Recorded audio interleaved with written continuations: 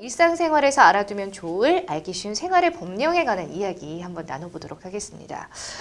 최근에 1980년대 전국을 공포로 몰아넣었던 경기도 화성 연쇄 살인 사건이 자신이 저지른 일다라고 자백한 이춘재 씨를 증인으로 채택한 이춘재 8차 사건 재심이 열렸습니다.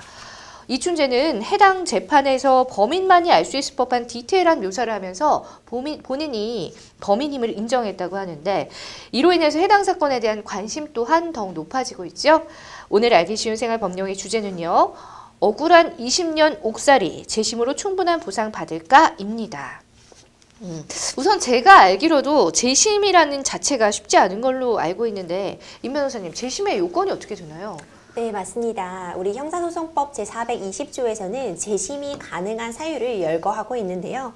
확정 판결 이후에도 이제 판결에 영향을 미칠 수 있는 결정적인 증거가 발견이 되거나, 아니면 이제 수사나 재판 과정 중에 사법기관의 위법 행위가 밝혀진 경우 재심을 청구할 수 있습니다. 네. 화성 연쇄살인 사건의 경우에는 새로운 증거가 밝혀진 것은 물론 사법기관의 위법 행위, 이 두 가지가 모두 충족되는 사례였기 때문에 재심이 가능했던 것으로 보입니다. 그렇군요. 그렇다면 재심을 제기할 수 있는 기간도 혹시 따로 정해진 바가 있나요, 최 변호사님? 네, 그렇습니다. 민사소송에서 재심에서는 당사자가 판결이 확정된 뒤 재심의 사유를 안 날로부터 30일 이내 제기를 해야 됩니다. 또 네. 판결이 확정된 뒤 5년이 지난 뒤에는 재심의 소를 제기하지 못하는데요.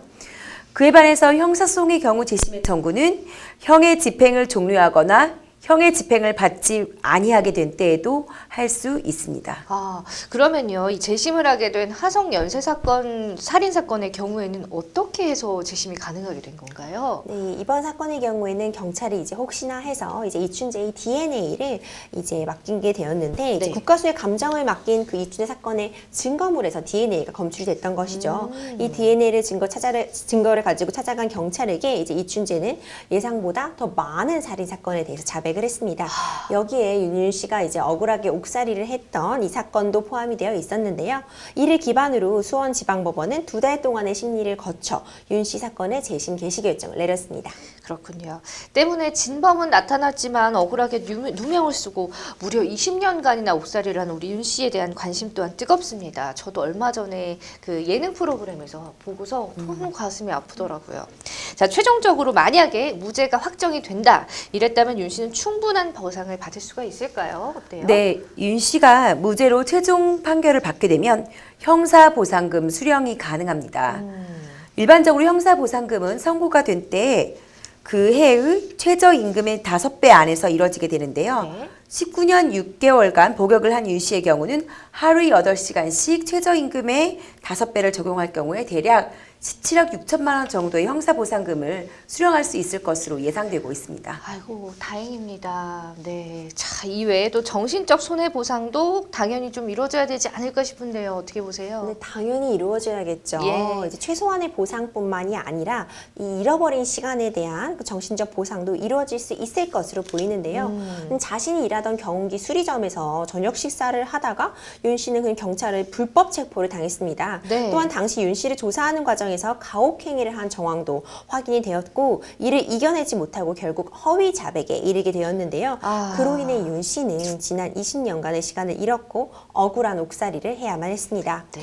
만약 윤 씨가 국가를 상대로 이제 정신적 손해배상을 청구한다면 손해배상금과 이제 형사배상금에 대한 이자 등 여러 조건을 고려할 때 20억에서 최대 40억 원 사이의 보상금을 받을 수 있을 것으로 보이지만, 지금 돈이 문제가 아니라 그럼요. 정말 그 잃어버린 시간에 대한 보상은 어떻게 해야 될지 참 고민이 필요한 것 같습니다. 맞습니다. 그 체포당했을 당시 아내랑 또 갓난 아기도 있었다고 해서 정말 남일 같지가 않더라고요. 네. 너무 안타깝습니다. 자, 그렇다면 해당 사건의 강압 수사와 허위 자백을 받아낸 담당 수사관에 대한 처벌도 이루어지는 건가요? 네, 처벌은 이루어지기 어려울 것으로 보여집니다. 경찰은 연쇄 성폭행 살인 사건이 이춘재에 의한 엽기적 살인 사건 범행임을 밝히고 8차, 9차의 수사 과정에서 수사관들의 비위 사실을 밝혔지만 정작 이들은 모두 형사처벌을 받기 어려울 것으로 보여집니다. 네. 이 사건의 마지막 범행 일시가 1991년이고 당시 살인사건의 공소시효가 15년 전임을 감안할 때 2006년 4월 2일 이미 공소시효가 완성이 됐습니다.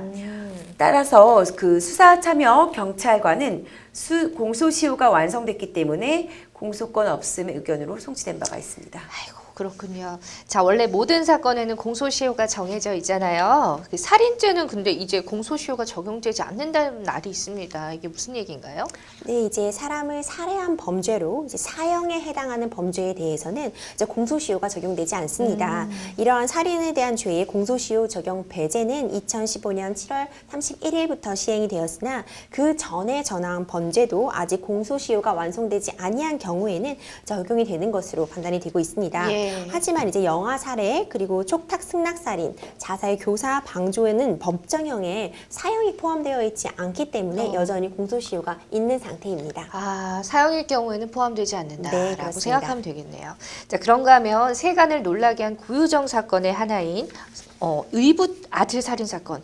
이거는 재심도 불가능한 영구 미제로 남게 됐다는데요. 그 이유는 뭔가요? 네, 형사소송법 제420조에 따르면 재심은 유죄 확정 판결에 대해서 그 선고를 받은 자의 이익을 위해서 청구할 수 있다라고 규정하고 있습니다. 재심은 유죄를 받은 사람이 무죄를 주장하기 위해서 청구를 하는 것이지 무죄를 받은 이가 청구할 리가 만무한데요. 때문에 의붓 아들 살해 혐의에 대해서 무죄를 확정받은 고유정에게는 죄를 다시 물을 수가 없습니다. 아, 그렇군요. 자, 오늘은 이 뭐 공소시효나 여러 가지 소송법, 뭐 민사소송 뭐 여러 가지에 대해서 알아봤는데 정말 억울하게 옥살이를 해서 20년의 세월을 정말 억울하게 옥살이를 하신 분, 이윤 씨, 정말 임주혜 변호사님 말씀하셨던 것처럼 돈으로 보상받을 수는 없겠지만 조금이나마 정말 마음의 위로를 얻으셨으면 이렇게 어쨌든 범인이 나타났으니까 하는 바람 가져봅니다. 자, 여러분은 지금 생방송 법률상담과 함께하고 계세요.